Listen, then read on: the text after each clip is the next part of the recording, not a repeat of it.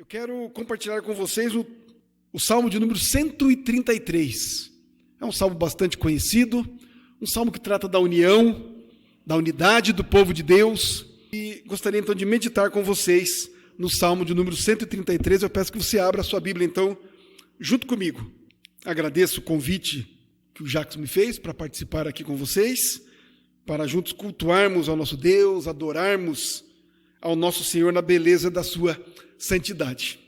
Então nos diz assim o Salmo de número 133. Ó, como é bom e agradável viverem unidos os irmãos. É como óleo precioso sobre a cabeça, o qual desce para a barba de Arão, e desce para a gola de suas vestes. É como o orvalho do Hermon, que desce sobre os montes de Sião. Ali ordena o Senhor a sua bênção e a vida para sempre. Vamos orar uma vez mais? Damos graças ao Senhor pela tua palavra bendita, santa, palavra que nos instrui, que nos salva, que nos edifica, palavra do Senhor.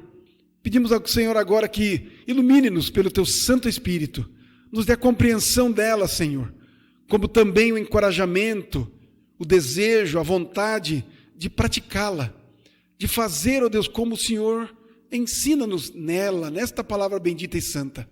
Ajuda-nos nisso, ó Deus, pois somos carentes, necessitados. É assim que falamos contigo. É isso que pedimos ao Senhor, no nome do nosso Senhor Jesus. Amém.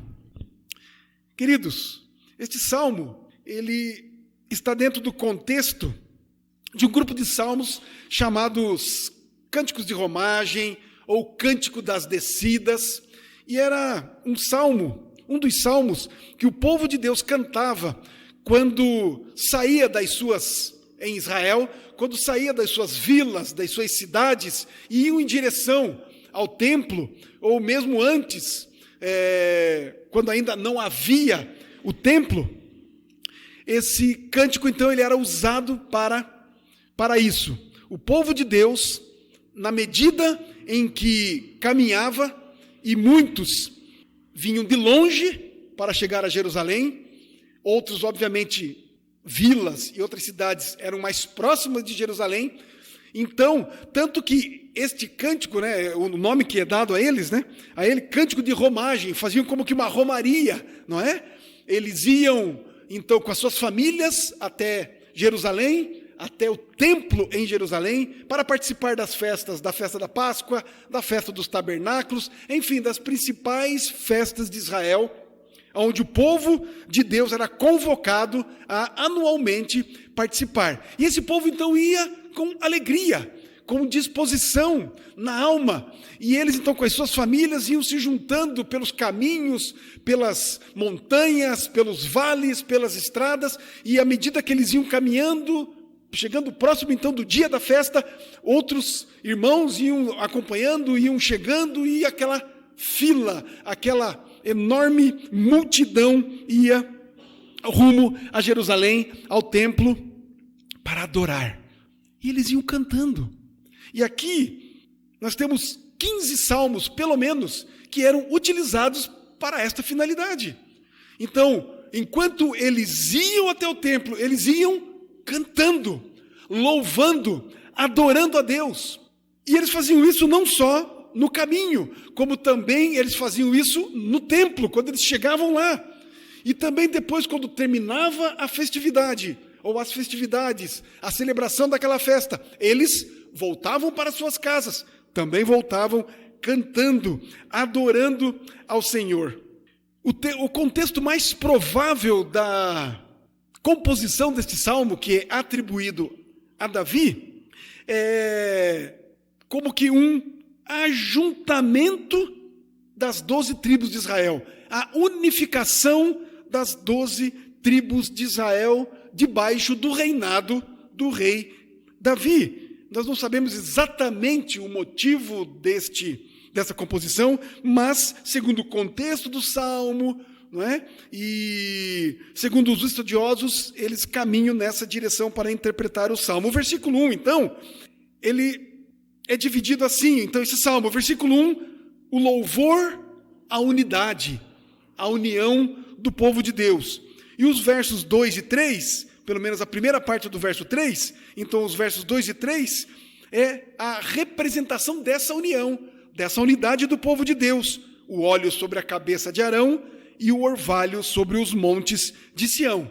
E a parte final do Salmo vem a declaração da bênção de Yahvé, da bênção de Deus, a bênção do Senhor. Então o Salmo começa assim: como é bom e agradável viverem unidos os irmãos. A canção, o hino, começa com esta expressão de admiração, de espanto, até mesmo de regozijo, de alegria. O salmista, escrevendo o salmo, ele diz isso, ele se coloca nesta posição, faz como que até uma convocação alegre, e ele diz, ele afirma: como é bom e agradável viverem unidos os irmãos. Ele está dizendo como é prazeroso, como é deleitoso a união, a unidade do povo de Deus, estar junto do povo de Deus. É entender que o povo de Deus é como uma família. Será, queridos, que nós, quando nos reunimos, nós nos vemos assim, como povo de Deus? Nós só nos chamamos de irmãos porque tem se tornado uma praxe, já que somos de uma igreja, já que na igreja eu entrei lá e eu vejo um chamando o outro de irmão, e eu sei que ele não é irmão de sangue deste ou daquele, mas chama de irmão, então eu também estou lá e vou chamando de irmão. Mas será essa irmandade verdadeira? Davi enxergava assim, Davi via assim. Esse povo, quando caminhava junto, unido, gente de uma vila e outra cidade, que por vezes nem se conheciam, caminhando para um único objetivo: adorar ao Senhor no templo em Jerusalém. E eles faziam isso como irmãos. E Davi diz: como é bom e agradável, é deleitoso, como é prazeroso eu adorar a Deus, Yahvé, o Senhor sobre todas as coisas, o Deus de todo o universo, o Criador. Eu adorar, louvar com os meus irmãos. Não há coisa melhor, não há prazer maior, não há alegria mais profunda. Como é bom e agradável viverem unidos, não apenas andarem unidos, não apenas irem até o templo unidos, mas viverem uma vida de união, de unidade. Portanto, queridos, sermos irmãos não é apenas nos encontrarmos aos domingos, e ainda às vezes nem vou. Às vezes eu nem venho à igreja, ao templo. Portanto, não parece não ser prazeroso, parece não ser deleitoso, parece não ser necessário, porque às vezes eu nem vou. Está muito frio, ou estou muito cansado, está assim, estou muito isso, estou muito aquilo, estou menos isso, estou menos aquilo. Qualquer coisa é motivo para não estar. Mas o que Davi está dizendo aqui vai muito além disso. Fala de viver unido. Será que conhecemos e sabemos pelo menos o nome dos irmãos que estão aqui hoje? Será que se fizéssemos aqui um desafio, eu lançasse um desafio agora aqui? Não peçam isso para mim, porque eu não conheço vocês. Mas vocês estão aqui. Eu creio que se eu lançasse esse desafio para o Jackson, ele saberia. Ele sabe o nome de todos. Mas será que todo mundo aqui sabe pelo menos o nome? Pelo menos. Ele está chamando aqui, está convocando, e para ele é prazeroso. É uma música. É uma oração, e é mais alguma coisa que nós vamos dizer já já. O termo irmãos aqui, que Davi se refere, ele não está falando a respeito dos seus filhos. Como é bom viverem unidos os irmãos. Ele não está falando dos seus filhos, mesmo porque sabemos na história bíblica que os filhos de Davi viviam em intrigas, rixas entre si e até contra o pai, não é? Então, Davi não está se referindo à sua família de sangue, ele está se referindo ao povo de Deus. Ele está se referindo aos seus súditos. Ele está se referindo à unidade das 12 tribos de Israel, ao povo de Deus, aos filhos de Deus. Portanto, queridos, o Salmo é uma expressão da bênção da unidade no reino de Davi, prefigurando a bênção do reinado de Cristo. Queridos, por que será que nós hoje estamos reunidos aqui? Porque será que hoje somos nós chamados de povo de Deus? Nós não somos filhos de Davi, nós não somos descendentes de Davi, não somos judeus, nós não temos praticamente nada a ver com, eu digo praticamente nada, né? A ver com judeu, não temos sangue judeu, pelo menos que saibamos. Este salmo também, portanto, prefigura a unidade do povo de Deus em Cristo. Nós estamos unidos aqui, queridos, por causa de Cristo. O povo aqui se reunia uma vez por ano para a Páscoa, depois para os tabernáculos, depois, enfim, várias festas lindas, maravilhosas, a festa do Pentecostes, enfim, Deus deu várias festas para o povo. Por que Deus deu festas para o povo? Ver o seu povo unido, junto, cultuando, adorando a Ele. E nestas festas ensinava-lhes a conhecer a Deus. A lei era dita, era pregada, era falada, era repetida. Os profetas eram lidos, os levitas, os sacerdotes, enfim, ministravam ao povo. Então tudo isso prefigura o que nós vivemos hoje.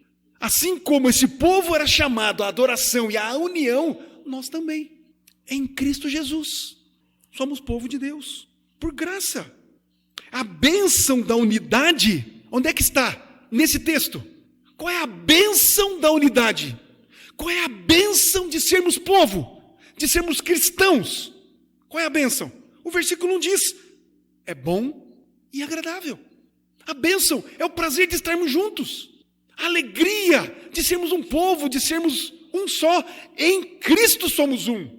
A bênção da alegria, isso é deleitoso, de sermos a habitação de Deus. Lembram-se como é que era antes? Deus habitava no templo, não é isso? O povo precisava ir até Jerusalém, até o templo. E lá o sacerdote é que ministrava. O sacerdote é que expiava pecados. O sacerdote. Tudo por meio do sacerdote. Como é que é para nós hoje? Não tem nada de sacerdote. Outro. Somos nós agora. Não é? Sacerdote. Há uma doutrina chamada o sacerdócio universal dos crentes. Nós temos acesso a Deus por meio de Cristo. Livres. Não precisamos mais de um sacerdote. Outro. Temos Cristo Jesus, o sumo sacerdote. Não é? Grande bênção. E nos alegramos e nos deleitamos em estar junto com outro irmão que conhece, que entende a mesma coisa e se deleita em estar junto, em estar unido na sua fé, no só batismo, um só Deus e Pai sobre todos. Efésios capítulo 4, a bênção da unidade. Portanto, queridos, o verso 1 é uma expressão da bênção alcançada na união das 12 tribos sob o reinado de Davi, após o problemático reinado de Saul, que sabemos foi uma tragédia, não é? Mas então agora nos versos 2 e 3, Davi aqui, ele traz uma figura.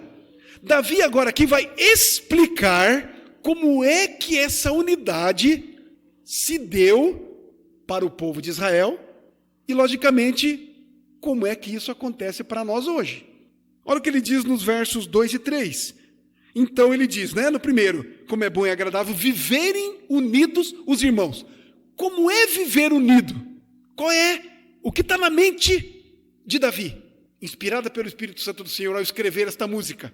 Ele coloca, então, que essa unidade dos irmãos é como óleo precioso sobre a cabeça, o qual desce para a barba de Arão, e desce para a gola de suas vestes. É como o orvalho do Hermon que desce sobre os montes de Sião. Assim, então, é a unidade do povo de Deus. É como o óleo sobre a cabeça de Arão, que era o sacerdote, e é também como o orvalho do Hermon, que desce sobre os montes de Sião. Então, a primeira parte, se nós lemos a respeito da instituição do sacerdócio em Israel, nós vemos que esta é a forma que Deus escolheu para abençoar o seu povo, para redimi-lo do seu pecado e para aceitá-lo na sua presença. Davi está falando de unidade. Unidade do povo de Deus entre si e a união deste povo com Deus. Para que isso aconteça, precisa de uma intermediação. Por isso o sacerdócio de Arão. Então, a unidade do povo de Deus lá é a mesma, acontece hoje aqui. E é interessante as duas figuras que Davi usa. A primeira figura, e esta ordem, esta sequência, é importantíssima. Primeiro ele fala da questão espiritual, mediação, certo? A segunda figura que ele usa, ela é física, é material, fala do orvalho do Hermon. Não é interessante? Não é por acaso que Davi escreve isso, certo? Então, dentre as 12 tribos, Deus escolheu uma para exercer esse ministério, a tribo de Levi. Uma tribo abençoaria a si mesma e todas as demais. Porém, o sacerdócio era prejudicado quando havia divisões entre as tribos, mas era efetivado na sua unidade. Sob o reinado de Davi, o sacerdócio cumpria a plenitude de suas funções sobre o povo de Israel. Jerusalém foi estabelecida como capital política e, mais tarde, espiritual de toda a nação, conforme 2 Samuel 6. Esta situação estava certamente nos planos de Deus para abençoar o seu povo. E a descendência de Arão foi usada por Deus para abençoar a Israel. Mas se você, como eu disse há pouco, eu e você, formos ler a instituição do sacerdócio, interessante nós notarmos que na roupa do sumo sacerdote, na roupa que ele usava, havia um colar com 2 pedras de ônix, onde estavam inscritos os nomes das 12 tribos. E na hora da unção do sacerdote, não é o que está sendo dito aqui no texto? É como o óleo precioso sobre a cabeça, a qual desce para a barba de Arão, e desce para a gola das suas vestes. O óleo vai descer e vai molhar, o que aqui? Essas pedras, 12 pedras, onde estão escritos o nome das 12 tribos de Israel. Então, na unção, não só o sacerdote era ungido, mas também aqueles a quem ele, povo de Deus. O óleo descia da cabeça sobre a barba e sobre o colar das vestes, onde estavam representadas as 12 tribos de Israel. Somente na unidade, preste bem atenção nisso, somente na unidade é que todo o Israel poderia receber o exercício do sacerdócio, poderia receber a bênção da unção do sacerdote. A contínua expiação pelo pecado dependia da unidade do povo de Deus. Queridos, o que Davi está ensinando aqui neste salmo, e o que eles cantavam enquanto caminhavam até Jerusalém, e eles entendiam isso muito bem, é que eles só eram abençoados se eles estivessem juntos, unidos. Essa coisa de crente viver sozinho, de gente que não vem para a igreja e diz que é crente, diz que vem na igreja de vez em quando quer. Para começar, vamos dizer que nem muito crente é. A gente não está no coração de ninguém, eu não sou Deus, não sou Espírito Santo, não sei dessas coisas, não penetro no coração de ninguém, mas o salmista está dizendo aqui, na unidade do povo de Deus, a bênção do Senhor vem na unidade do povo de Deus. Portanto, querido, se eu não quero estar junto com o povo de Deus, eu não quero ser abençoado. Não preciso. Estou bem assim, sozinho. Não é? Podemos tirar essa conclusão. O versículo 3 traz uma nova e interessante figura. Como no verso 2, uma comparação é feita. A unidade, a união do povo de Deus é como o orvalho do Hermon que desce sobre os montes de Sião. Na primeira figura, ele falou de uma bênção espiritual. A bênção da presença de Deus, do cuidado de Deus, do ensino de Deus, da instrução de Deus, do amor de Deus, da misericórdia de Deus, do caminhar de Deus conosco. A sua unção, a sua presença, o seu poder, a sua graça, a sua misericórdia, o seu cuidado espiritual. O perdão dos pecados, a vida eterna, é a bênção do Espírito Santo, é a bênção da unção do Senhor, é a bênção espiritual. Mas Davi não para por aí. Queridos, nós somos espirituais, mas nós vivemos nesta terra, com os pés aqui.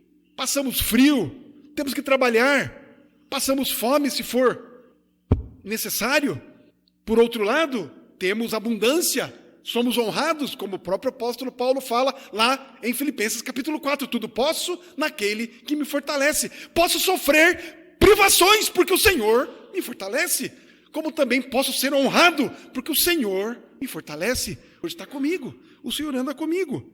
Então são as questões espirituais, não separadas das questões físicas. Este povo era levado, era conduzido, era chamado, era convocado para ir até Jerusalém, para lá adorar o Senhor no templo.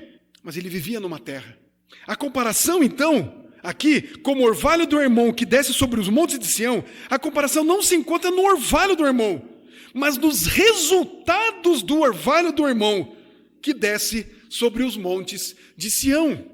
Assim, queridos, como foi necessário conhecer um pouco o contexto sacerdotal para entendermos a figura de linguagem do verso 2 sobre a unção, sobre um pouco que vimos apenas, sobre a questão do óleo, sobre o sacerdote descendo pelas golas, enfim, é necessário nós conhecermos um pouco da geografia de Israel para entendermos essa figura do versículo 3. Vou repetir o versículo 3 para você guardar na sua memória, para você prestar bem atenção. É como o orvalho do Hermon que desce sobre os montes de Sião. Então, vamos prestar atenção nisso? Olha aqui, atenção. O Monte Hermon ficava no extremo norte de Israel. Vamos supor que aqui seja o norte de Israel. E era bem conhecido pelos efeitos que o seu orvalho produzia. E até hoje acontece isso. Porque o Monte Hermon é muito alto e o seu cume, lá no alto, é coberto de neve. E o seu pesado orvalho rega toda a região em volta, fazendo dessa região, uma área muito fértil e produtiva. Então, tenhamos em mente isso. O Monte Hermon, certo? Ele é no norte de Israel, ele é muito alto, lá tem gelo, aquele gelo derrete, se torna um orvalho bastante espesso, e aquilo numa região seca que é o Oriente Médio, todos sabemos, não é?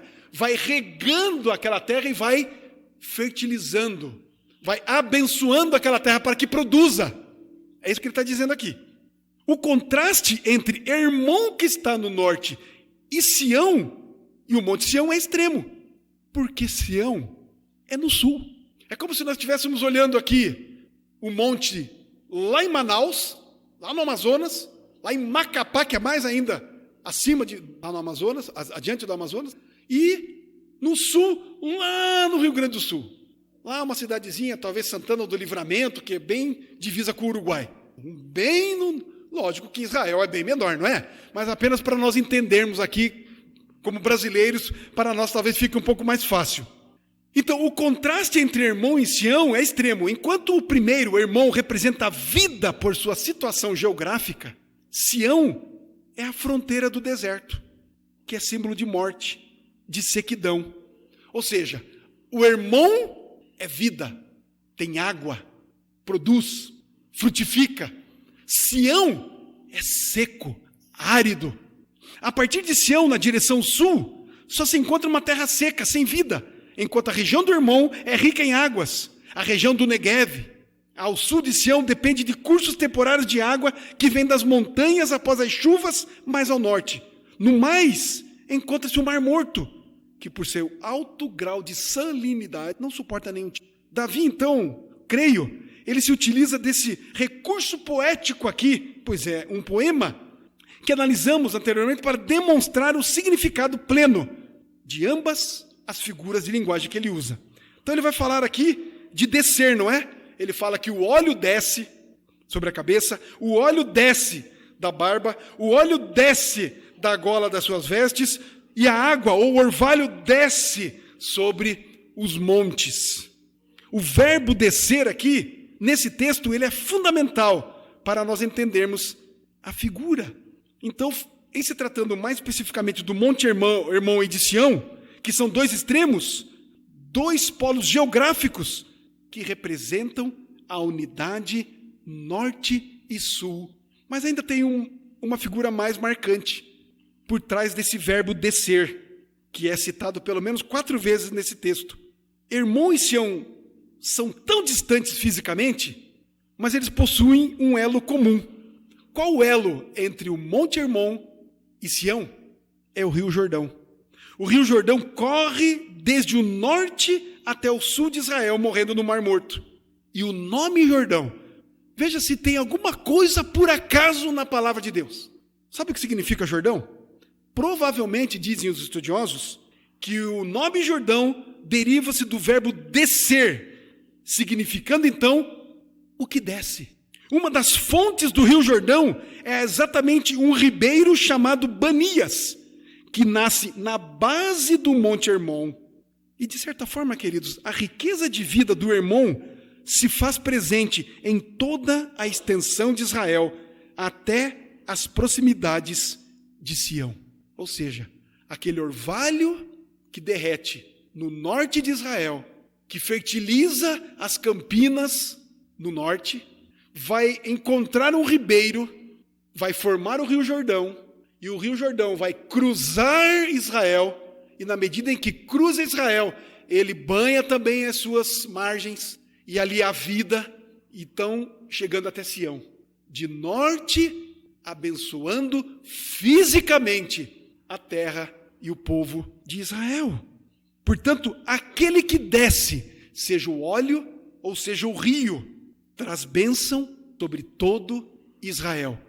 Não traz bênção para um indivíduo, para uma família, traz a bênção para a união do povo. Quando estamos juntos, queridos, nós um aqui que é a bênção, mas é o povo de Deus. Cada um, todos nós. A segunda parte do verso 3 tem aqui um porquê, não é? A segunda parte do verso 3. Porque lá Yahvé ordena a bênção. Aqui no nosso texto não tem o porquê, não é? Mas é como se tivesse aqui um porquê. Diz ali. Ali aonde? Na unidade do povo de Deus. É isso que ele quer dizer. Ordena o Senhor a sua bênção e a vida para sempre. Olha que interessante, queridos. Ainda que o norte abençoe todo Israel, pois se lembram? É do norte que vem o orvalho que desce. É do norte que vem. Mas é no sul que Yahvé ordena a bênção. A bênção ao povo de Deus é em Sião. É em Jerusalém. A cidade está construída onde? No Monte Sião. É lá que está construída.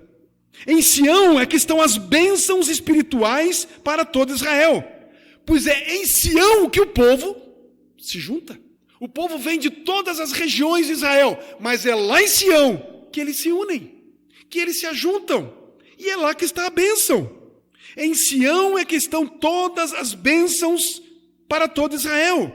Em Sião, Yahvé estabeleceu o seu rei e o seu sacerdote. 2 ofícios de bênção para todo o povo, na unidade. Ambos servem como verdadeiros mediadores, escolhidos por Deus. Qual é a bênção prometida? Qual é a bênção, queridos, quando estamos juntos? Qual é a bênção de Deus para nós? O texto está dizendo para nós. Ali ordena o Senhor a sua bênção e a vida para sempre. Não é só vida aqui, é vida para sempre. Assim, queridos, o país inteiro é retratado com uma face sacerdotal, do Hermon a Sião, da cabeça para o corpo. Então os versos 2 e 3 nos mostram que a terra é ungida com orvalho, assim como Arão é ungido com óleo da consagração. E assim o país não é somente unido, mas é também abençoado. O texto foca que a santidade e a bênção é em Sião, porque lá o Senhor ordenou a sua bênção para sempre. Mas tem mais, queridos. Quando esse povo saía das suas casas, das suas terras, das suas vilas, e iam em direção a Sião, eles iam cantando, eles iam proclamando, eles iam evangelizando. Eu faço um desafio para vocês. Leiam depois cada um dos salmos. Gaste um pouquinho de tempo, comece lendo no Salmo 120 e vá até o Salmo 134.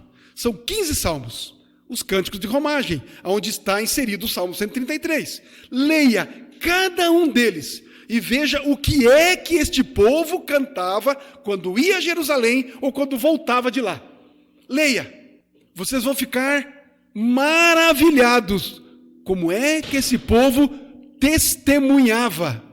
Vocês imaginam o povo saindo do norte de Israel e passando por vilas e tal, e outros povos vendo isso, outros povos ímpios, pagãos, gentios, vendo o povo de Deus caminhando e cantando. E o que é que eles cantavam?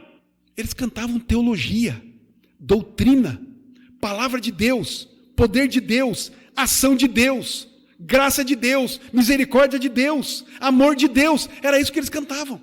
Basta vocês lerem. Como disse, tome um tempinho e leiam estes salmos. Hoje ainda, hoje é o dia do Senhor. Hoje não é depois que sair daqui e assistir qualquer outra coisa, fantástico ou desfantástico. É dia de continuarmos cultuando o nosso Deus, adorando o nosso Senhor. Mas, queridos, vamos terminar aqui algumas implicações, então, teológicas desse Salmo 133, perdão. Primeiramente, o texto se relaciona com o contexto do reinado de Davi. E dentro deste contexto, manifesta aspectos das bênçãos redentivas que Deus ordena para o seu povo. Davi tinha uma consciência da importância da unidade nacional das tribos de Israel. O povo não poderia ser abençoado na divisão, por dois motivos simples. Sem um rei, não haveria vitória e paz. E sem um sacerdote que ministrasse a todo o povo, eles não teriam condições de se aproximar de Deus. O papel do reino é de fundamental importância. O reino de Davi, ou davídico, serve dentro da esfera do reinado do próprio Deus. Tanto o rei quanto o reino e o sacerdócio são tipos de um reinado futuro. Tipos, como já dissemos no início, para o reinado do próprio Cristo. O texto, então, registra o reconhecimento da necessidade de um reino e um sacerdócio meditatorial. Sem estes, não há bênção. Portanto, queridos, não adianta nós nos ajuntarmos para qualquer coisa, de qualquer maneira, por qualquer assunto, porque há muitos ajuntamentos por aí, não é? Há clubes que se juntam, há famílias que se ajuntam, não é? Há times de futebol que têm torcidas organizadas que se ajuntam e cantam, tem até hinos. Tem algumas que até se tornam, às vezes, até uma religião. Mas sem um reino e um sacerdócio meditatorial, não há bênção. Isso se estende para nós, povo de Deus, no Novo Testamento. 1 Pedro 2,9. Você conhece muito bem esse texto. Se quiser abrir, pode abrir. Creio que nem precisa, mas pode abrir. 1 Pedro 2,9. Vós, porém, sois raça eleita, sacerdócio real, nação santa, povo de propriedade exclusiva de Deus. O povo de Deus em Israel, no reinado de Davi, povo de Deus, nação de Deus. Vimos no texto, queridos, que a bênção era condicionada à unidade, e a bênção é prejudicada sem ela. E a mesma relação permanece para o povo de Deus. Hoje, penso que sim, queridos. Claro que guardadas as devidas proporções. O povo de Deus hoje, somos nós, a sua igreja, é uma nação santa e exerce um sacerdócio que é abençoado na unidade.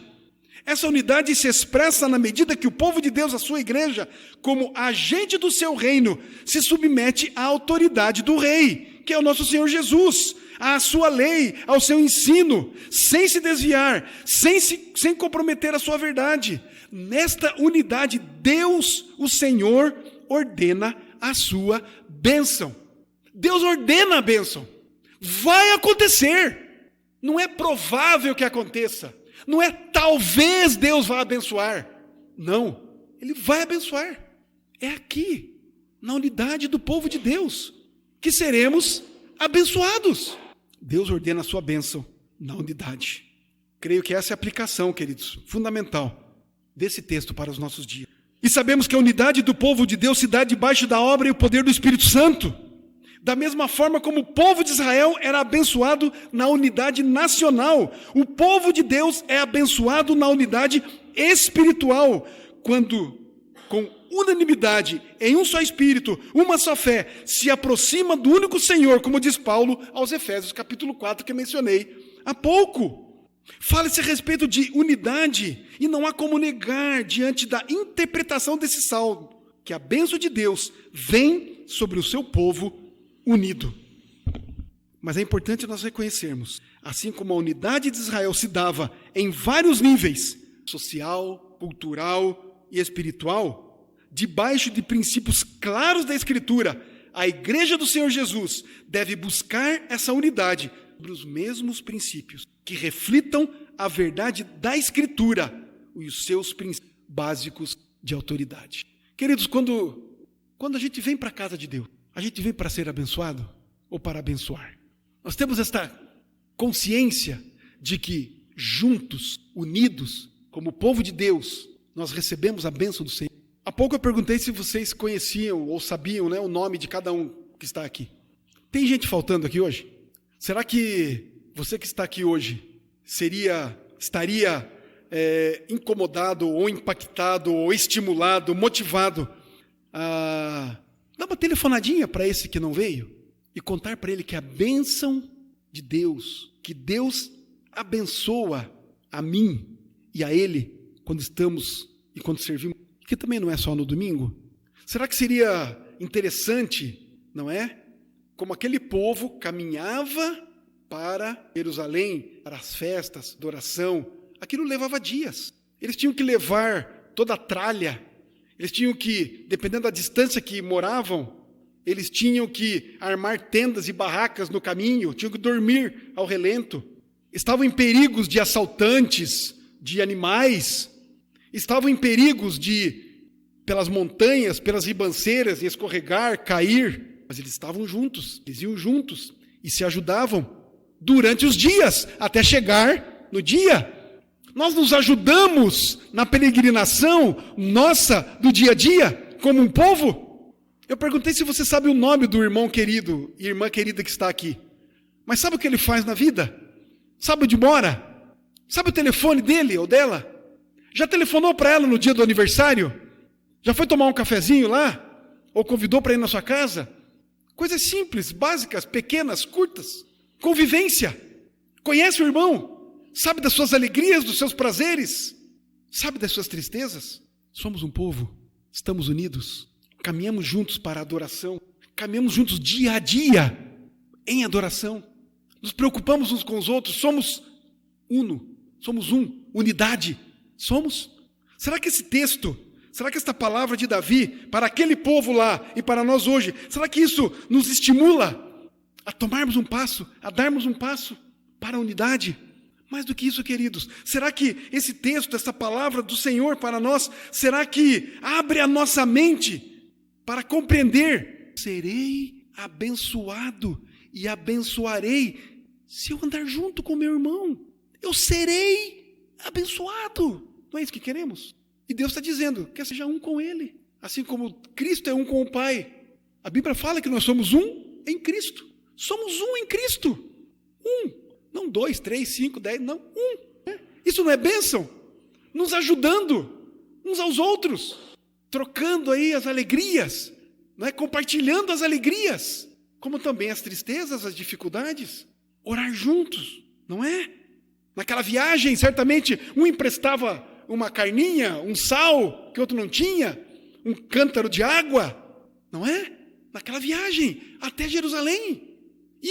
Iam abençoando e sendo abençoados na viagem. E isso cantando, louvando, adorando, e os outros povos vendo. Mas que povo? Mas o que esse povo está cantando? Debaixo desse sol escaldante, isso ou aquilo, ou desse frio à noite miserável.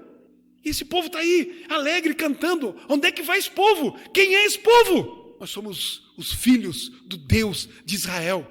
Cristãos hoje, quem somos nós? Que o Senhor nos dê da sua graça. Que Ele nos dê a compreensão. Somos um só, que somos só. E que somos abençoados quando estamos juntos, unidos em adoração, fundamentados na sua palavra, escorados em Cristo, cheios do Espírito Santo do Senhor. Que seja assim comigo e com você, com esta igreja, para a glória de Deus, para a nossa saúde, para a bênção para nós, que é o que Deus promete. E o nosso Deus, se Ele promete, Ele cumpre. Nosso Deus é maravilhoso, nosso Deus bendito. Louvado seja o nome do nosso em Cristo Jesus. Amém.